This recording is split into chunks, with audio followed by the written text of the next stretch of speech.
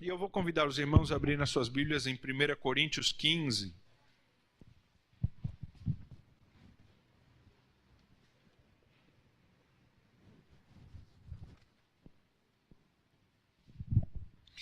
Abra a sua Bíblia em 1 Coríntios 15.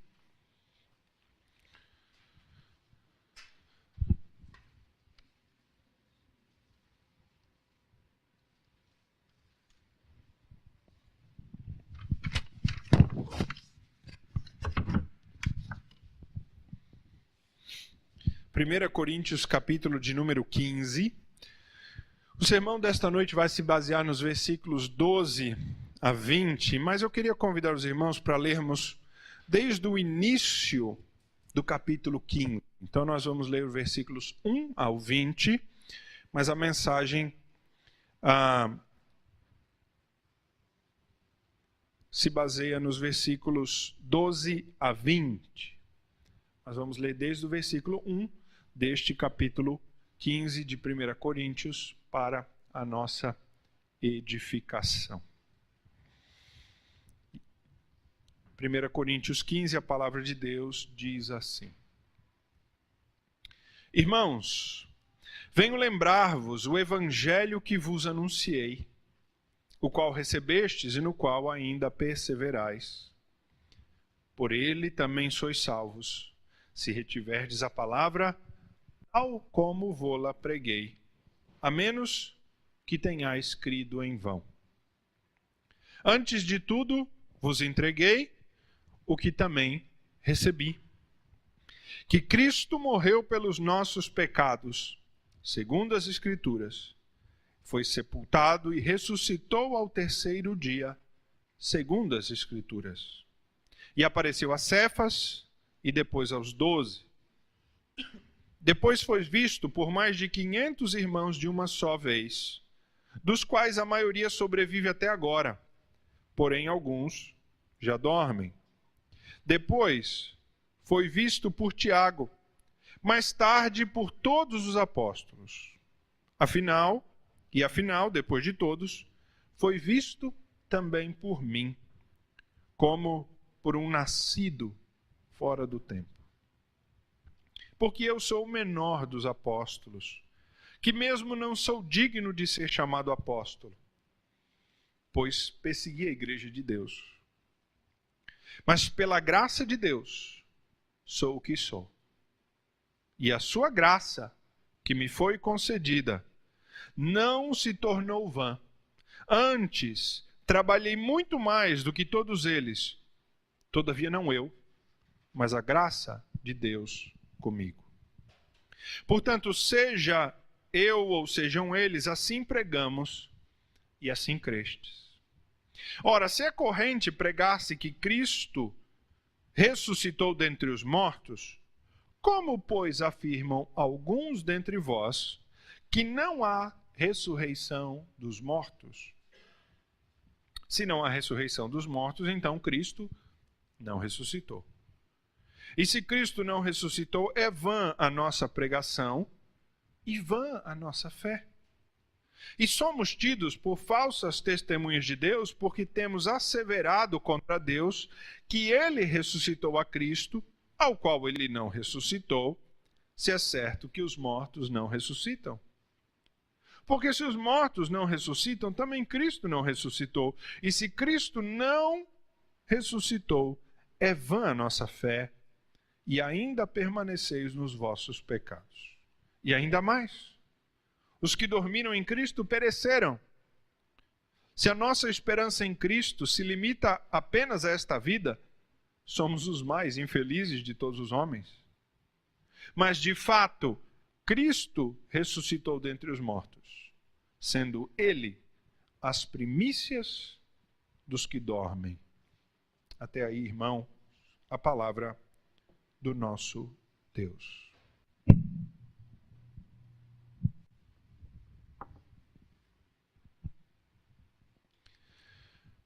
Se você está de mudança de uma casa, digamos que você tem uma casa e já vendeu, e vai sair daquela casa no fim do mês, você não planeja reformar um banheiro, não é verdade?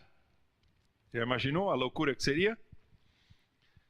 Seu esposo chega para você, irmã, e diz assim: então, tá pensando em reformar o banheiro? Chamei um pedreiro, ele vai vir fazer o orçamento amanhã. Mas nós vendemos essa casa, no fim do mês nós estamos sem. Não, mas vamos reformar. Você não faz mudanças numa casa que você já vendeu. A não ser que você tenha acordado, né, com o que comprou que você faria. Mas aquela casa que já não é mais sua, você não investe nela. Muitas vezes, se você está saindo daquela casa, é porque ela já não é mais apropriada, né? Ela já não é mais boa. Ela já não serve mais. E você está saindo dela. Então não adianta reformá-la. E aqueles dias que antecedem a mudança são dias meio estranhos, não é verdade? Porque você está morando, mas não está morando, né? Você está morando ali, mas as coisas já foram meio encaixotadas. Você já está pensando na outra casa, se vai comprar uma coisa, fazer uma coisa, aí você vai, vamos fazer compra. Não, vamos deixar para fazer compra depois. É aquele período escatológico do já e ainda não, né? É aquele período da transição. Você não está nem aqui, nem lá, está mudando. E é de certo modo assim que os cristãos do primeiro século, os apóstolos, nesse espírito de que eles estão deixando algo que eles já venderam ou para o qual o qual não serve mais, é nesse espírito de mudança do que virá, do próximo, esse espírito de antecipação que os crentes e os apóstolos do primeiro século viveram. E os cristãos têm vivido baseado na sua pregação e no seu ensino. E eles têm vivido nesse espírito de logo deixar, de mudança. Porque eles têm vivido nesse espírito de que a nossa vida nesta terra temporária, ela é passageira e algo novo logo virá. Algo melhor. E é por isso que os santos apóstolos, eles pregaram um estilo de vida bastante frugal, bastante simples, desprendido. Um estilo de vida não apegado às coisas desta vida, não porque elas sejam pecaminosas em si, mas para que você não perca tempo reformando algo que você vai abandonar. Investindo o seu recurso em algo que você vai perder. Se você reformar o banheiro de uma casa que vendeu, aquele dinheiro que você coloca lá, além de você não usufruir, perdeu. Tem muito cristão jogando dinheiro fora, dinheiro espiritual fora, sua vida e seu tempo fora, investindo em coisas como se fosse usufruir, coisas que não são prioridade. O apóstolo Pedro diz na sua carta que nós devemos viver como alguém que está indo para o seu destino final, como um forasteiro, como um peregrino, como alguém que é o cidadão do céu, que não deve ficar demasiadamente apegado ao lugar onde está, porque ele logo tem que deixar. E esse espírito está, de certo modo, um pouco presente neste capítulo de número 15 de Coríntios, quando Paulo retoma, ou quando não retoma, quando Paulo inicia um tema novo, o tema da ressurreição e do que ela significa para um cristão. O apóstolo Paulo deixa muito claro, neste capítulo de número 15 aos Coríntios, que a ressurreição é um tema principal. Você pode ver que a partir no capítulo 15, ele não tem nada a ver com o que o apóstolo Paulo falou até o capítulo 14. Na verdade, nos capítulos anteriores, o apóstolo Paulo estava falando de uma desordem no culto que havia na igreja de Corinto. Aquela questão do dom de línguas, das profecias, dos barulhos e do grande movimento. E o apóstolo Paulo trata nos capítulos anteriores de todas essas questões. E terminando então no capítulo 14, ele fecha com aquela famosa frase: tudo seja feito com ordem e decência. Ele conclui aquele assunto. E ele inicia então o capítulo 15 com um irmãos, ou seja, um novo assunto, um novo tópico. E aqui o apóstolo Paulo vai tratar então de um novo assunto que ele ainda não tratou nesta carta, mas que ele ouviu que tem sido alvo de controvérsia, de discussão lá em Corinto. Ele coloca a questão no versículo de número 12, veja aí, ele diz: ora, se é corrente pregar-se que Cristo ressuscitou dentre os mortos, como, pois, afirmam alguns de vós que não há ressurreição de mortos?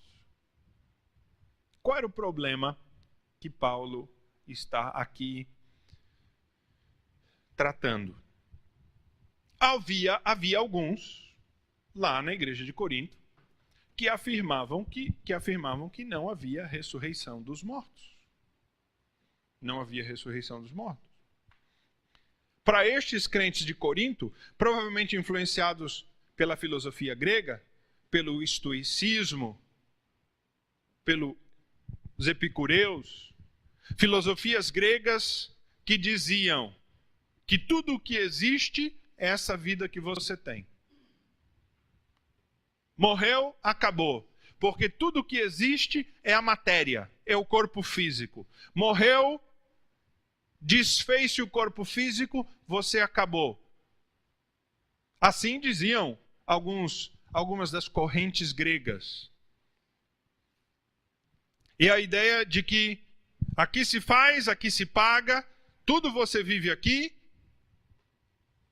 e você só tem essa vida para viver, e morreu, tudo acaba, porque você vê, é isso. Você é isto, você é matéria, você é corpo. E uma vez que o seu corpo se vai, então você se vai.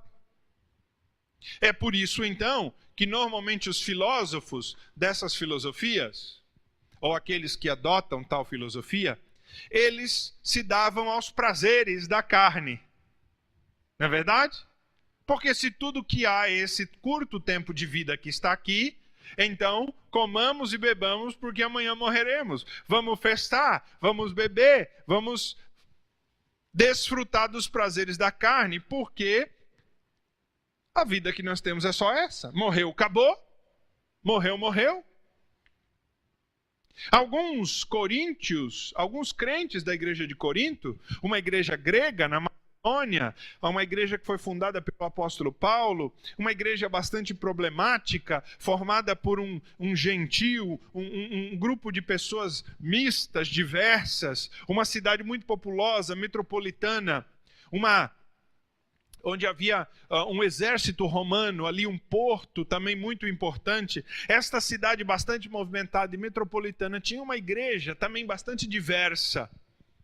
Gente pobre, gente mais rica, gente culta, gente inculta.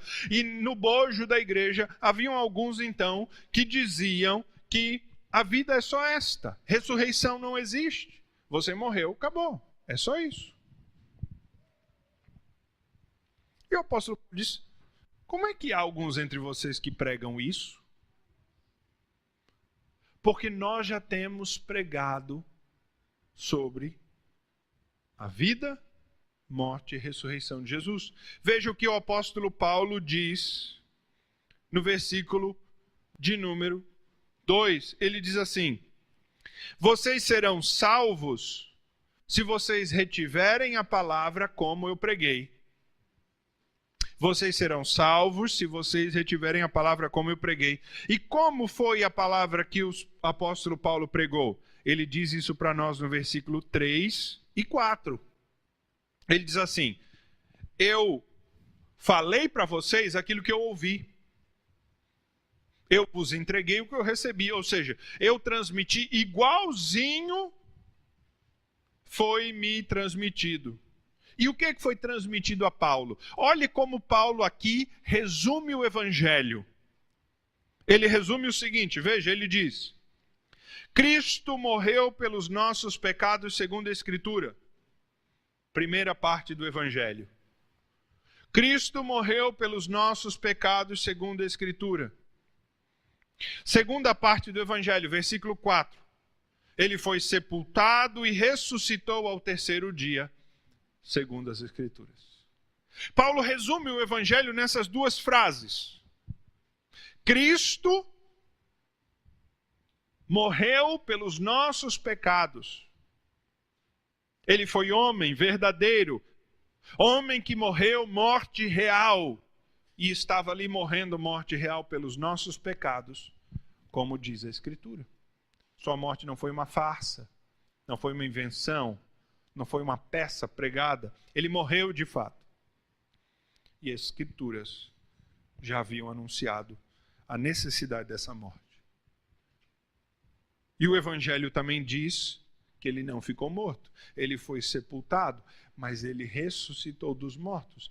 Essas duas expressões, a morte e a ressurreição de Jesus, são o resumo do que o Evangelho é.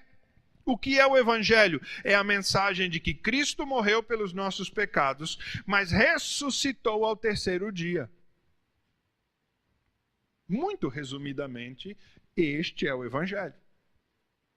Paulo não vai elaborar esta definição, porque esta definição já basta para que ele vá falar com os coríntios. É por isso então que ele pergunta, olha, se nós temos pregado que o Evangelho é Cristo morreu e Cristo ressuscitou, como é que alguns de vocês dizem que ele não ressuscitou? É possível que tenha um cristão que não crê na ressurreição? É. Viu muita nessa Páscoa. Recebi notícias, recebi mensagens, li insights, vi em propagandas. Um monte de cristãos celebrando a Páscoa em que só aparece coelho. Um monte de cristãos celebrando a Páscoa em que o chocolate é o mais importante. Um monte de cristãos celebrando a Páscoa falando a heresia, a mentira e o engano, que o mais importante é a reunião de família. Não é. Não é festa.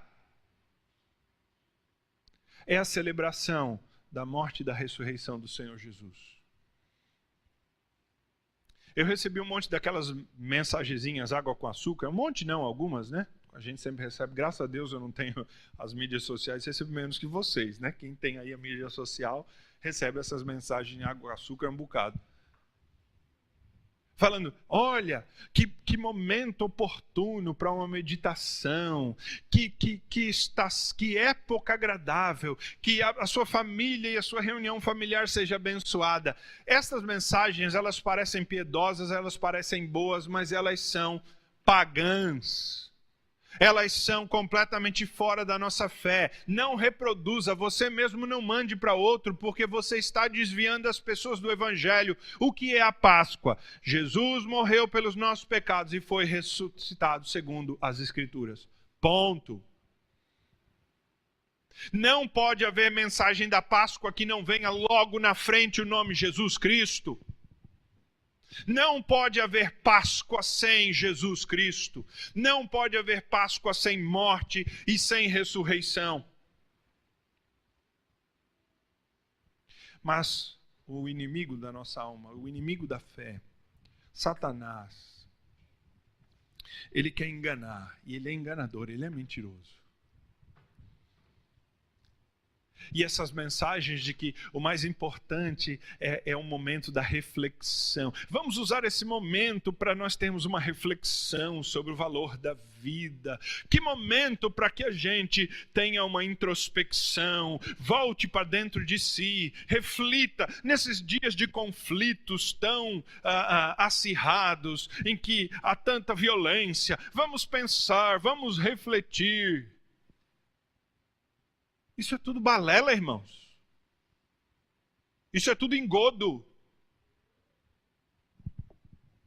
Estão diluindo a verdadeira mensagem do Evangelho, que é Jesus Cristo morreu por pecados. Porque você é pecador e carece da graça de Deus. Porque você, sem Cristo, está caminhando para o inferno. E se você entrou aqui hoje sem esta certeza, precisa tê-la. Não saia daqui sem tê-la. Porque esta é a mensagem da Páscoa. O Senhor Jesus morreu por pecadores. Pecadores que estão caminhando para o inferno pelo seu pecado. Mas Ele ressuscitou ao terceiro dia. Para que você não pereça. Para te dar garantia da vitória que há sobre a morte. O que acontecia com os crentes coríntios, irmãos? Para eles o Evangelho era uma filosofia, um modo de vida. A mensagem do Evangelho era uma história, embora não verdadeira, mas uma história com E, né? Bem contada, que tem um fundo, uma mensagem moral. É uma história que não importa se verdadeira ou não, importa o que ela significa para o nosso coração. Mas Paulo é muito claro e específico ao apontar neste capítulo a ressurreição real do Senhor Jesus. Não foi uma encenação, não foi um ato espiritual, não foi uma coisa encenada por homens. Foi real. Foi real. E Paulo quer mostrar para nós, para os coríntios e para nós que é real, porque ele diz assim, quando Jesus ressuscitou, versículo 5, ele apareceu a Cefas, que é Pedro. Depois ele apareceu a 500 pessoas de uma só vez. E ele diz ainda assim, e a maioria ainda está viva hoje. Quando Paulo diz isso, a maioria ainda está viva, o que ele está querendo dizer? Que você pode conversar com essas pessoas e elas vão dar o testemunho delas ocular. Nós vimos Jesus, ele está vivo, ele ressuscitou. Ele cita Tiago no versículo 7. Este Tiago é filho de Maria e de José, irmão de Jesus, irmão de nascimento, de família do Senhor Jesus. Era incrédulo, quis até apedrejar junto com os outros o Senhor Jesus no início do seu ministério, mas depois da ressurreição ele é convertido, se torna um pastor importante da igreja de Jerusalém. E o próprio apóstolo então dá o seu testemunho pessoal no versículo 8, ele diz, e depois de vir a todos, do Senhor Jesus se mostrar a todos, eu o vi, ele apareceu a mim. O apóstolo Paulo não está brincando aqui de evangelho. Ele não está dizendo que o evangelho é uma mensagem com fundo, uma mensagem espiritual com fundo moral. O que ele está dizendo é que o evangelho é fato, é história. Jesus, o homem, viveu sobre a terra, morreu verdadeiramente na cruz e ressuscitou dos mortos verdadeiramente. Não é filosofia, não é uma história com uma ilustração moral. Não é nem sequer a melhor de todas as histórias para nos ensinar algo. É fato, é isso que Paulo está dizendo. E ele chega ao ponto então de dizer no versículo 14, que se Cristo não ressuscitou, é vã a nossa fé. Se a ressurreição real, factual, histórica, material não aconteceu, todo o cristianismo é uma mentira, é uma farsa, cai por terra. Não pode haver cristianismo sem ressurreição factual. O cristianismo que perde a sua essência histórica, perde a sua alma. Quando o liberalismo teológico começou a entrar pelas igrejas da Europa, começando no século XIX, entrando pelo século XX, e a factualidade do evangelho foi retirada como base para o evangelho, e o evangelho passou a ser apenas uma boa mensagem.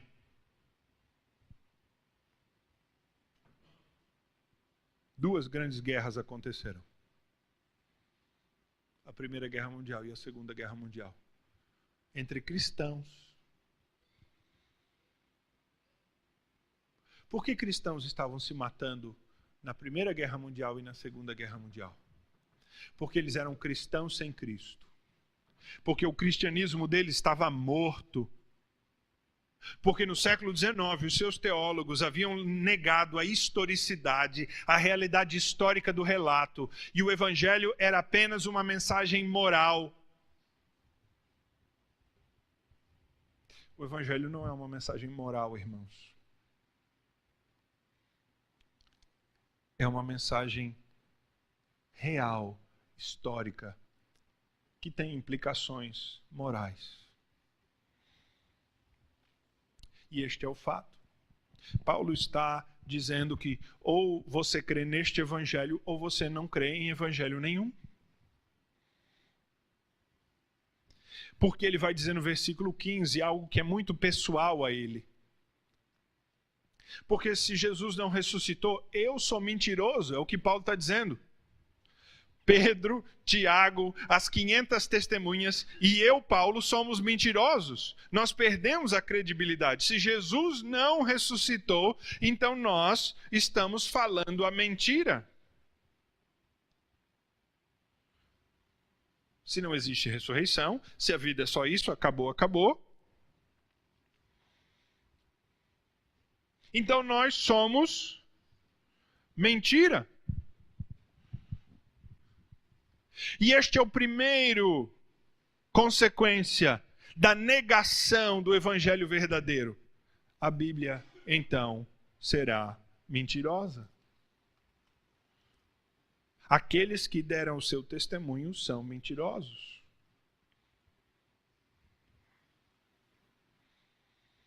Mas há um segundo efeito da negação do evangelho, está aí no versículo de número 17. E este é mais profundo. Se Cristo não ressuscitou, é vã a nossa fé, e ainda permaneceis nos vossos pecados. Pastor, mas Jesus morreu na cruz. Ele morreu na cruz. Ele pode ter morrido na cruz pelos nossos pecados, certo? Por que se ele não ressuscitou, a cruz não tem valor? É isso que Paulo está dizendo aqui, só para você entender. Se Jesus não ressuscitou, a cruz não tem valor. Se Jesus não ressuscitou dos mortos, então não adianta você falar da cruz. A cruz só tem sentido se a ressurreição aconteceu. Porque se a ressurreição não aconteceu, Jesus foi vencido pela morte. Ele não tem poder nem para que ele vença a morte, quanto mais dar vida para você ou perdoar os teus pecados.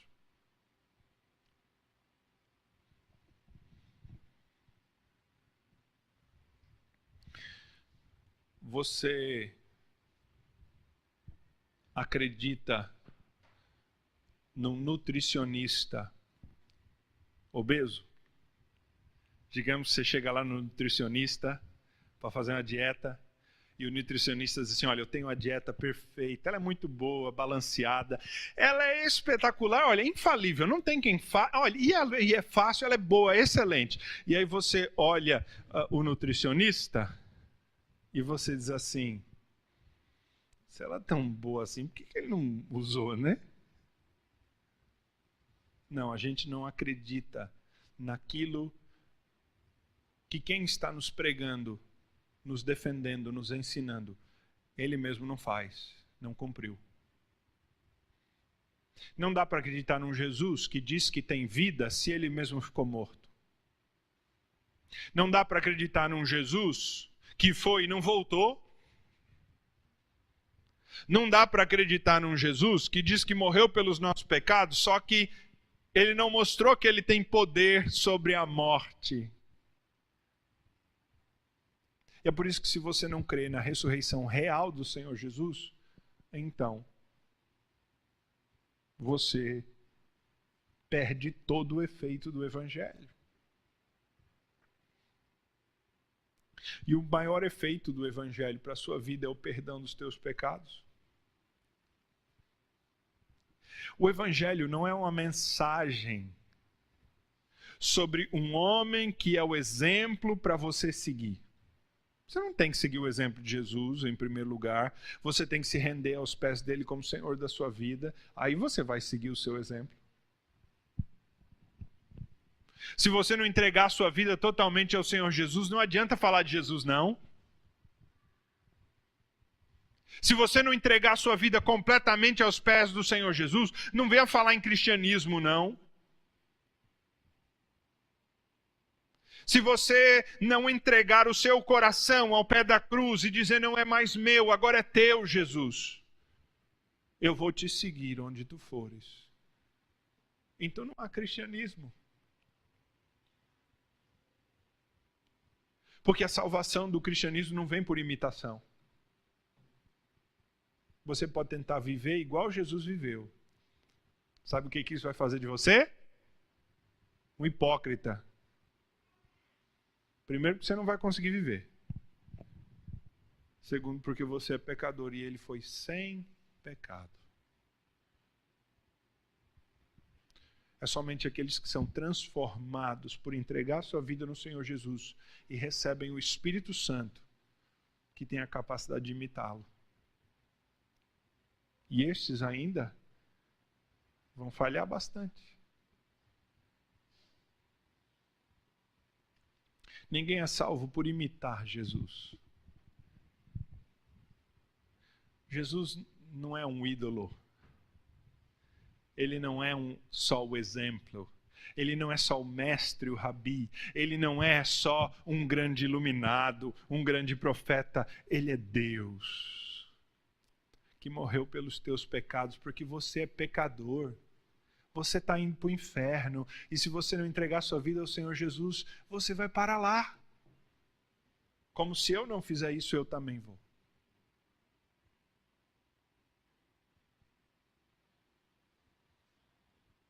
Pastor, o senhor está querendo assustar as pessoas, né?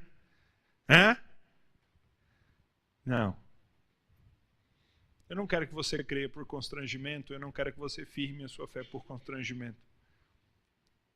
Uma pessoa que vem a Cristo por medo de morrer, ela não veio verdadeiramente a Cristo. Mas eu quero que você fique bem ciente de que o Evangelho é muito claro quando ele diz que você precisa de Cristo por ser pecador, carente da glória de Deus, e que o destino daqueles que caminham longe de Deus é triste, amargo.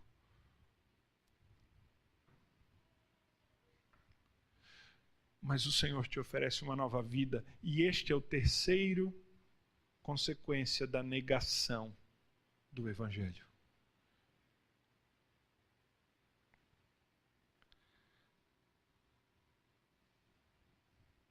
Versículo de número 19. Eu vou pular o 18, porque eu quero abreviar o sermão. Se a nossa esperança em Cristo se limita apenas a esta vida, somos os mais infelizes dos homens. Cristo morreu para te dar uma nova vida. E esta vida já começa aqui. Mas a nova vida que Ele tem para te dar é depois de você morrer. O melhor que Deus tem para dar para você é depois, não é agora. O melhor que o Senhor Jesus vai fazer na tua vida não é agora. Embora agora já seja bom, Ele já faça muita coisa, seja agradável servir Jesus, é bom servir Jesus, mas o melhor ainda está por vir. E é por isso que Paulo está dizendo que se alguém fala de Cristo e quer viver como um cristão, mas não crê na ressurreição, ele é infeliz. Sabe por quê? Porque a sua vida aqui na terra será uma vida de miséria e de dureza.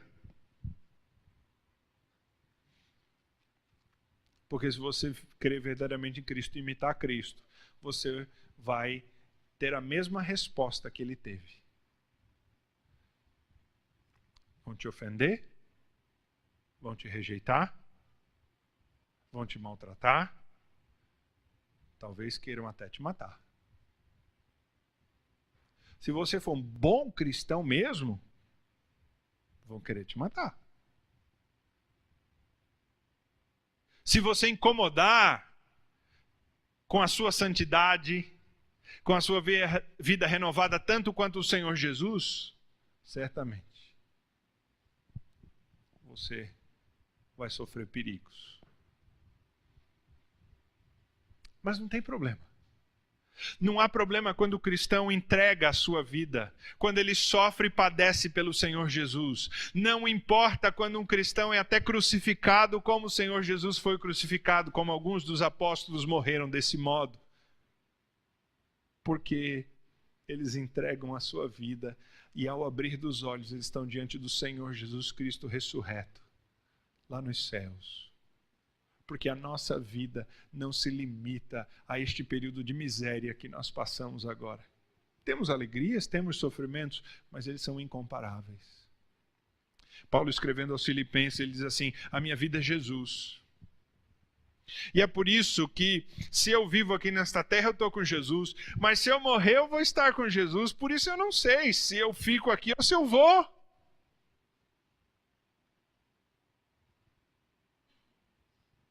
Porque Jesus é o centro da nossa fé, e a sua vida, a sua morte e a sua ressurreição são o alvo, o foco desta nossa fé. Eu quero concluir esse sermão, irmão, chamando a sua atenção para o verdadeiro significado que a Páscoa tem para você.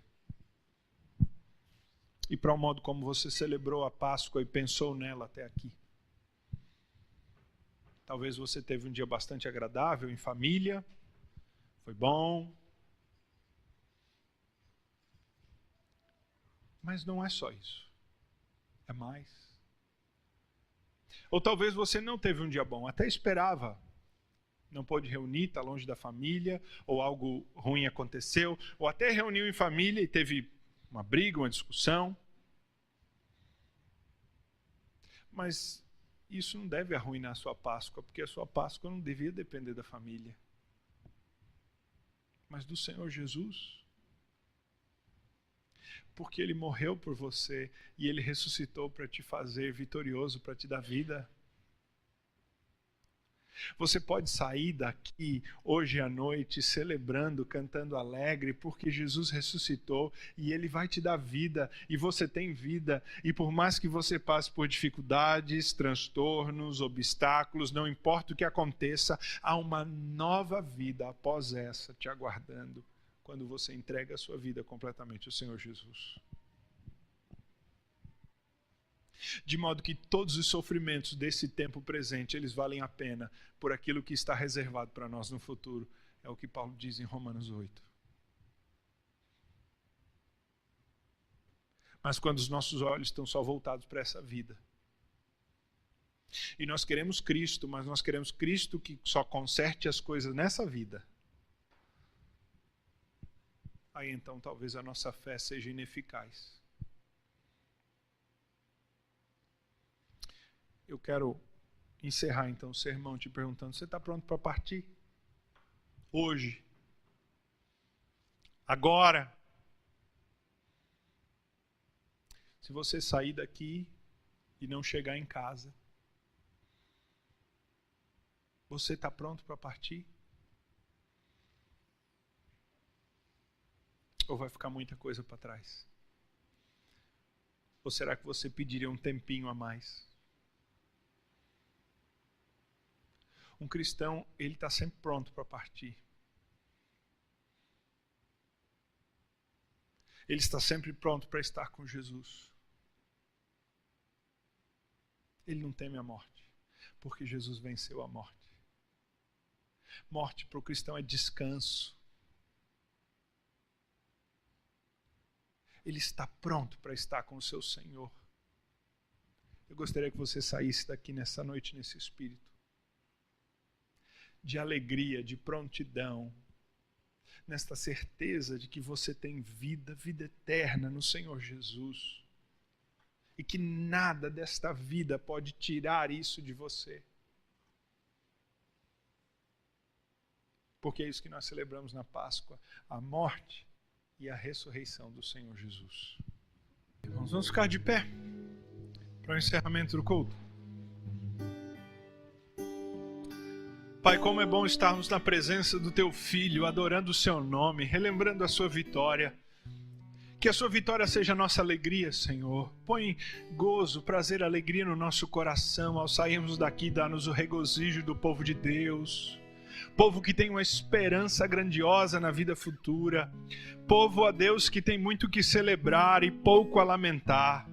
Povo que, embora tenha dificuldades e tribulações, mas tem uma grande promessa, Senhor, de uma vitória no futuro, de vida eterna e ressurreição. Ó Deus, põe assim gozo, prazer, alegria em nosso coração. Alegria de servir um Senhor Jesus vivo, ressurreto, poderoso. Um Senhor Jesus que é vitorioso sobre a morte. Que a Tua igreja seja uma igreja vibrante, fervorosa. Que Teu povo de fato, ó Deus, seja um povo que amando o Senhor Jesus e vivendo na esperança desta nova vida, seja luzeiro aqui. E ó Pai, se alguém aqui entrou com dúvida em seu coração, não tendo certeza, ó Pai, do destino seu eterno, nós clamamos pela Tua obra no seu coração, para que haja transformação, conversão, entrega de vida ao Senhor Jesus nesta noite, Pai. Para que não saia daqui do mesmo modo como entrou. Assim, irmãos, ide em paz.